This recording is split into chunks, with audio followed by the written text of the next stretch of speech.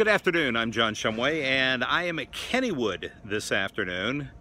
Is he still there? Is he looking over my shoulder? Yeah, that's Thomas. You know Thomas.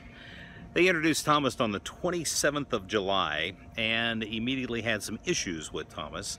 And one of the things that they have experienced here at Kennywood is that there were an awful lot of people who were waiting for this train to come before they came for their annual visits. So they have had a bigger demand on the park since Thomas opened than before.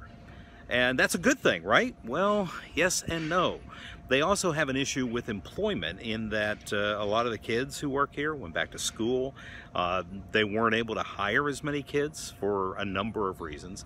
And so as a result, while Thomas has had his issues, and I'll talk more about that in a second, they've also not been able to staff some of the rides. So people coming to the park have found rides closed. They've been upset about that.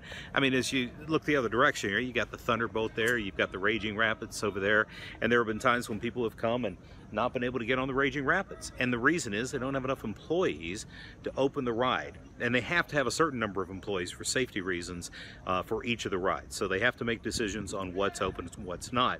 Here in Thomastown, you know, they got the helicopter ride over there, the diesel drivers here, the fire engines over there. I mean, there are a bunch of rides, and for the most part, all of them are open when the park is open. Thomas, on the other hand, remember all that rain that we had? Well, there was a problem with the tracks. They laid new tracks for Thomas, and because of the rain, they ran into some issues of settling and things that they weren't expecting. So Thomas had to shut down because the tracks weren't working. Well, they've got that all fixed now, and they're waiting on the state to give them approval so that Thomas can start rolling again, and they're expecting that at any time.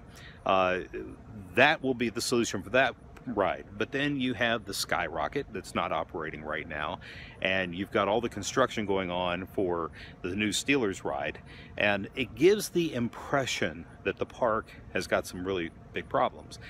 We're going to talk to Kennywood. We are talking to Kennywood about that today, and exactly where they are in the scope of getting things open. Like this weekend when you come, how many rides are going to be open? When we get into Fright Nights, how many rides are going to be open? Do they have the staffing to do it? These are questions we're asking. We'll have the answers for you tonight on KDKA-TV News. I'll see you then.